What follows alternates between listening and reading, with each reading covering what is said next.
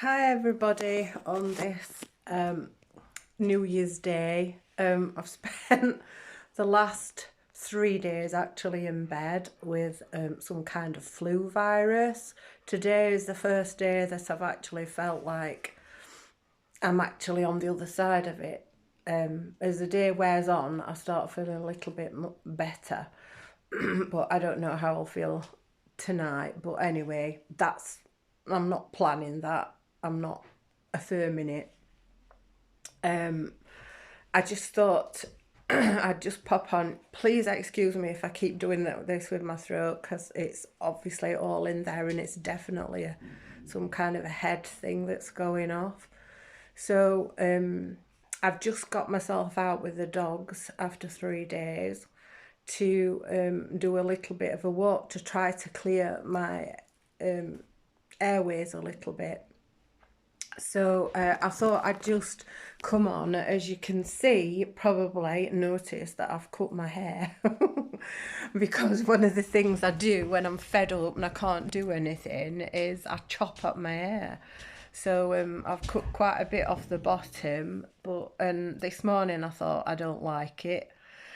But then I've washed it and I blow dried it, and I thought actually it don't look that bad. And so this video I'm making right now, the first one of this year, is about that, about not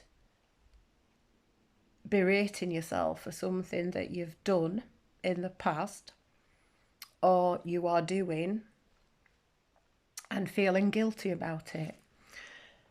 When we come to the end of the year, when we come to the 31st of December, it tends to be more about saying goodbye to the things that haven't worked for you in the past 12 months, and where you can make changes, making plans. I don't believe in New Year's resolutions because I don't really believe that anybody can ever keep that up.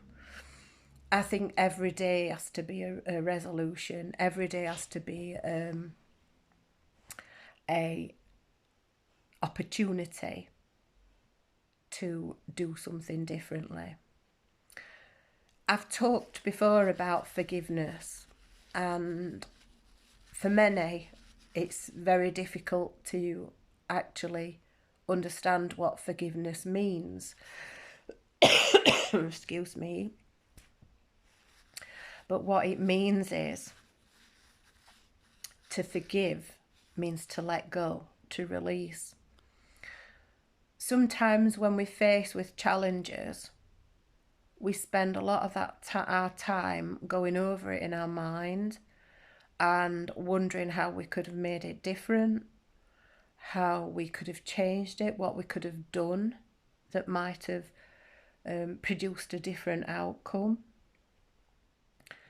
In the last 12 months, there's been certain areas of my life that I've questioned, and I've wondered if I could do those things, if I could have done those things differently, if I could have done them better. But being a philosopher and being a person that likes to question everything and pretty much pick things apart until you can't pick them apart anymore, I like to find a solution. I like to find an answer. And sometimes there isn't an answer, because if it involves other people, then you cannot control or influence the way someone else will respond. So you can only make decisions based on where you're standing and how you feel. There's certain things that happened in my life last year that I'd hoped was going to take my work to a whole new level. And I set myself a challenge that for the next 12 months, the last 12 months, I was going to achieve every single one of those challenges. And I was doing really, really well. until I got to about July and something happened in my personal life that kind of rocked my boat a little bit, and I found myself in a place of anxiety, which I've experienced before, but not to that extent. And I could feel myself spiraling. Now, understanding that I understand the laws of universe, and I understand that we are influenced by this clearing that we're going through, which everyone is being subjected to, with the awakening to consciousness, with what's happening in the ethers, with the stars, the planets, the weather, the cyclical things, the Schumann resonance, everything, because I am interested in it all. And so I am an analyzer, and I analyze everything. I'm very analytical. I have to get to the bottom of things. I have to understand it from all perspectives until I can reach a conclusion. And sometimes it sends you down a path that you don't want to face. And sometimes you make decisions that you question and think, well, have I done it right, or have I not done it right? And then I realised that actually there is no wrong or right. There's no this or that. There just is. And whatever's happening around us, we influence by our emotional state, which has to come from a thought first. But it's how we perceive it and how we choose to respond. And I realised that, you know, we're all learning lessons here. Doesn't matter who you are or how much you think you've got it all together. We're all learning lessons. And from those lessons comes growth. There's opportunities that have arisen for me out of those lessons and growth, that are going to plummet me into a well out of my comfort zone this year. And although I'm quite nervous about it, I am excited as well. So no matter what happened last year and whatever I had to let go of last year that I didn't, in my mind, achieve, what I realised was that I had achieved what I needed to achieve for that time. Why am I telling you all this? Because as we go into a new year, as we go into a new era even, because every year is a new era in some respects, because it's not planned. We are creating it. But every time we do that, we are contributing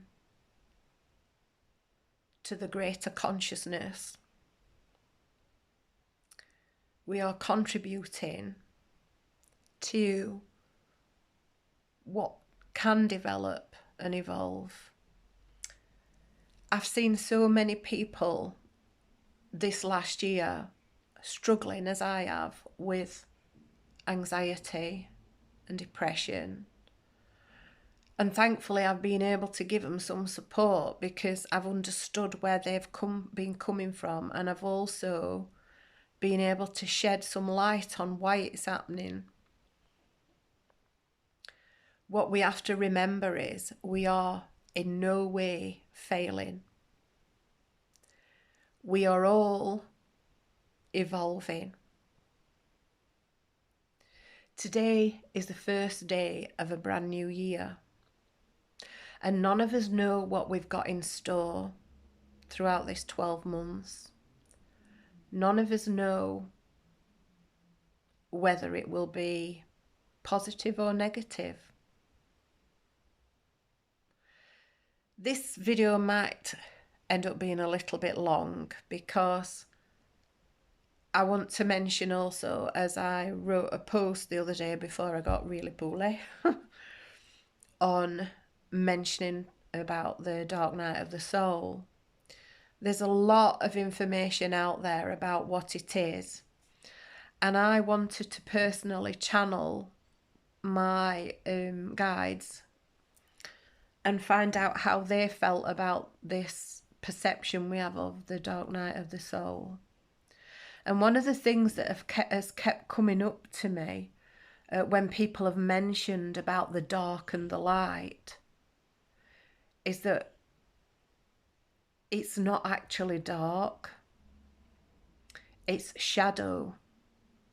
And shadow means the other half of you. Remember, if you stand in sunlight and you turn around, you will see your shadow.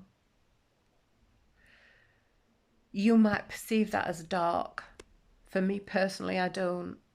What I see it as is contrast.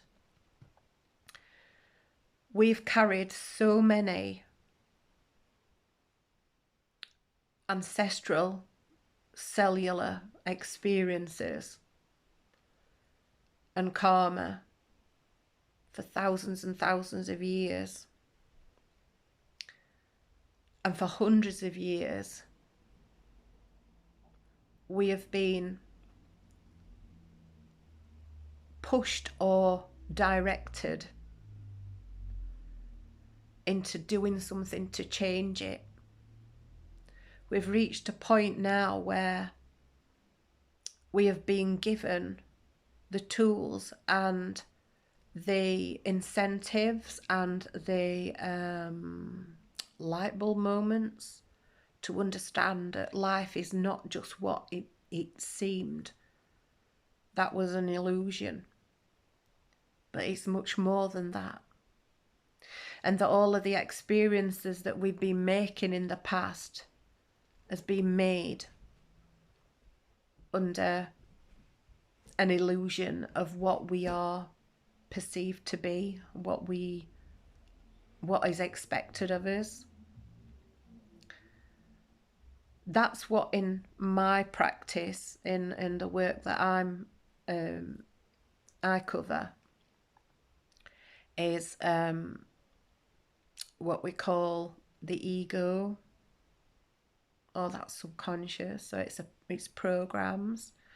Some people can't get their head around that because they think if they're being programmed, then that's awful. They wouldn't even like to say that they've been programmed, and they would feel that it was an insult to them if you said that it's a program. But it's not there to judge you. It's there to help you to see that light within yourself, to see that higher consciousness of yourself, to see that inner wisdom, to see that beauty within, and to be able to work with it, to understand it, and to get the best out of it. So when we're talking about dark and light, or as I'd like to say, shadow, what we're doing is we're just releasing the old patterns. Sometimes it's uncomfortable because for many of us it happened all at once, and you know, we've been sort of going through all of that for a lot of years. But this last year has been the most intense. It's been an awakening. It's been insightful, and it's been scary. But don't ever let that put you off. Wherever you are now, you are exactly where you're meant to be to propel you to that next level of your consciousness. I'm going to end this video here, because if I continue I will talk for a long time and I can feel my throat's getting dry, so I need to go and get something to drink. I'm just trying to drink plenty and rest lots. I'm accepting this moment in my health as a clearing, and it couldn't have come at a better time to actually end the year on clearing and stepping into a new year. So on that, I want to wish you the very best of 2024. When you face a challenge, just see it as that shadow. And in the shadow, there's always light. Just say to yourself, what am I meant to be learning from this? Who am I becoming from this experience? And what am I ready to let go of? Step into your own power, because you deserve it. You are divine. You are perfect, whole and complete, as the words of Louise Hay says. Sending you lots of love today, and I will see you soon on the mend. Take care for now.